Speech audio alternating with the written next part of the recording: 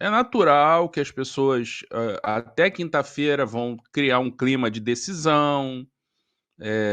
Se o Flamengo ganhar, acabou o campeonato. Essa conversa fiada toda. O Flamengo vai jogar com o Cruzeiro. Se vencer o Cruzeiro, ele abre 7 pontos. Com um jogo a menos, pode ampliar essa vantagem para 10 pontos, contando o jogo atrasado. Ou seja, o Flamengo praticamente aniquila o Cruzeiro da disputa se vencer a quinta-feira no Maracanã. Acho que esse que é o ponto. Os outros jogos aí vêm depois. Aí qualquer exercício que se faça aqui é pura adivinhação, tentativa de adivinhação, porque o Palmeiras vai jogar, o Flamengo vai jogar, aí vem jogo no final de semana, o Flamengo pega o Bahia. Pode o Flamengo empatar com o Cruzeiro e perder para o Bahia, o Palmeiras ganhar os dois jogos e mudar tudo. Semana que vem a gente vai estar falando outra coisa. Os dois estão envolvidos na maratona de jogos. Tem depois o confronto do Flamengo com o Palmeiras e o Palmeiras viaja para ele para jogar com a LDU. O Flamengo, no caso, fica no Rio, que joga contra o Racing. Então a logística do Palmeiras vai ser pior nesse momento, mas os jogos do Flamengo são mais difíceis até lá. Em compensação, se o Flamengo passar por essa maratona, bem, ainda mantendo a liderança, ele vai entrar numa fase de jogos menos complicados. Se você pega os jogos complicados agora, significa que na frente são jogos em tese menos difíceis. E tem uma grande sacanagem da CBF marcando o jogo para o dia 15. A data FIFA, o Brasil joga no Japão dia 14, dia 15 tem jogo. O Flamengo joga contra o Botafogo, por exemplo, fora de casa. Dia 13, os uruguaios jogam lá na Malásia contra acho que o Uzbequistão.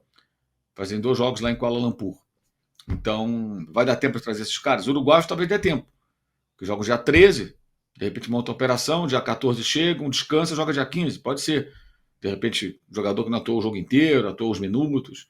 Vai depender da boa vontade do Marcelo Bielsa. Agora, quem brasileiro que for convocado, esquece. Vai jogar dia 14 no Japão, porque a CBF, além de marcar os seus amistosos, ela não está nem aí para os clubes. Então ela convoca quem tem que convocar e marca um jogo para o outro lado do mundo. Dane-se. E aí marca a partida de Campeonato Brasileiro para o dia 14. Né? E aliás, o Fluminense foi eliminado da Copa Sul-Americana, então se a CBF quiser, ela pode voltar ao modelo anterior. Né? Ela pode espalhar os jogos novamente. Vai fazer essa mudança na tabela? Não, não creio. Não creio. Então Palmeiras e Flamengo estão enrolados aí com essa sequência de jogos. Então acho que é uma rodada por vez. A projeção é ganhar do Cruzeiro, é o que o Flamengo tem que fazer.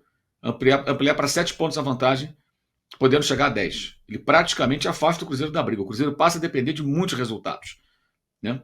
E o Palmeiras é a mesma coisa. Tentar recuperar a liderança torcendo por um tropeço do Flamengo, como aconteceu agora. O Palmeiras perdeu, o Flamengo ganhou. O empate já não era tão ruim para o Flamengo ontem, porque teria a mesma pontuação do Palmeiras caso o Palmeiras vencesse o jogo atrasado dele. Antes o Palmeiras poderia passar à frente. E a vitória, evidentemente, foi excelente, ainda mais nesse cenário de uma atuação muito ruim no primeiro tempo. Foi uma vitória para compensar a frustração que o torcedor teve com outros jogos e que o time não venceu e que poderia e deveria ter vencido.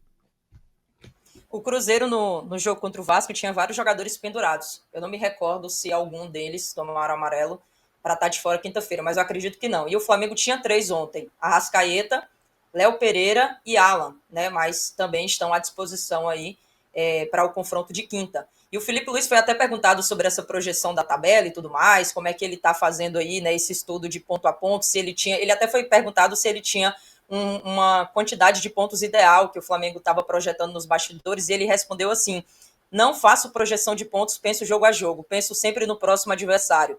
Temos que ganhar, independente da competição e do jogo. Minha filosofia é vencer todos os jogos que temos pela frente. Temos que ganhar tudo, até no treinamento. Com isso, André, no primeiro turno, o Flamengo foi um pouco mal, né, contra o Cruzeiro fora de casa, em comparação ali ao Jardim, taticamente. E o jogo de quinta-feira também está sendo muito aguardado pelos dois lados. O Felipe Luiz sempre faz a projeção que todo jogo só vale 3 pontos. Na sua percepção, dentro do que foi colocado aqui da tabela, é um jogo diferente? Vale 6 pontos? É um jogo que pode definir muito, como o Mauro falou, essa distância para o Cruzeiro, até mesmo ali, dependendo de como for a rodada do Palmeiras? Ou é só mais uma partida de 3 pontos que o Flamengo precisa vencer em casa? Tá mudo. É o jogo do primeiro com o segundo colocado. Lógico que tem uma importância, uma relevância grande. Mas não mais do que isso. É natural que as pessoas, até quinta-feira, vão criar um clima de decisão. Se o Flamengo ganhar, acabou o campeonato. Essa conversa fiada toda. Né? Do mesmo jeito que semana passada tinha gente falando que o Flamengo tinha entregado o campeonato para o Palmeiras ao colocar muitas reservas contra o Vasco e ter perdido 2 pontos e o Palmeiras ter ganhado o seu jogo. Teve gente falando que o Flamengo tinha entregado o campeonato para o Palmeiras. Aí essa rodada, aí agora o campeonato já está para acabar, se o Flamengo vencer quinta-feira, né? Então, assim, é isso, tem que se fazer manchete sensacionalista, alarde o tempo todo, né, sobre as coisas, quando as coisas já têm a sua importância. Flamengo e Cruzeiro já é um jogo importante, é só olhar para a tabela, é o primeiro e o segundo colocado jogando, os times que estão na disputa do campeonato. Lógico que se o Flamengo ganhar, ele pode abrir 7 e tendo um jogo a menos pode abrir 10, mas também não tem garantia de que vai abrir os 10, vai conseguir ganhar do Sport, né? O Corinthians, que fez jogo duro com o Flamengo aí ontem, perdeu pro Sport. O Flamengo pode não ganhar, pode empatar. E aí, em vez de abrir 7, abre 8. E matematicamente o Cruzeiro vai continuar tendo chance, né? Então, acho que, assim, o Felipe tem toda a razão sobre isso. O campeonato de pontos corridos, você tem que pensar jogo a jogo. E aí dá até para remeter ao que o Danilo falou na vitória sobre o Juventude, né? Que o título nos pontos corridos se constrói com as vitórias em jogos sem tanta visibilidade, sem tanta importância, porque é justamente quando você perde esses jogos que você perde o campeonato. O Flamengo perdeu várias vezes nos últimos anos, desde que ganhou em 2020, o Flamengo perdeu várias vezes o campeonato dos pontos corridos por desprezar certos jogos, aquele joguinho com o Cuiabá, 8h30 da noite no domingo, calor pra caramba e tal, aí o time ia para lá de qualquer jeito, tomava um 3-0 e ia lá para baixo, quer dizer, em relação à disputa do título, né? Ficava ali em segundo, terceiro ou quarto, por conta disso. Então eu acho que o jogo de quinta tem a sua importância, mas se ganhar não tem nada resolvido. Não tem nada resolvido, porque o Palmeiras ainda está aí na disputa e tal, e o Cruzeiro matematicamente não vai estar fora. Vai estar bem abalado, talvez. A grande vantagem no pontos corridos de você colocar um bom número de pontos na frente é que os adversários, se estiverem envolvidos em outras competições, eles vão começando a dar importância para essas competições. Mas nesse caso, nem vai funcionar, porque o Cruzeiro só vai ter o Brasileiro para jogar até o final, aí só depois é que ele vai decidir a Copa do Brasil. Então nem tem isso. Se a Copa do Brasil continuasse com as datas, poderia acontecer. O Flamengo ganhava, aí o Cruzeiro, vamos focar na Copa do Brasil, o Brasileiro já era, e aí o Flamengo poderia ter essa vantagem. Mas o Brasileiro vai ser jogado aí direto. Agora a única pausa que vai ter vai ser para Libertadores.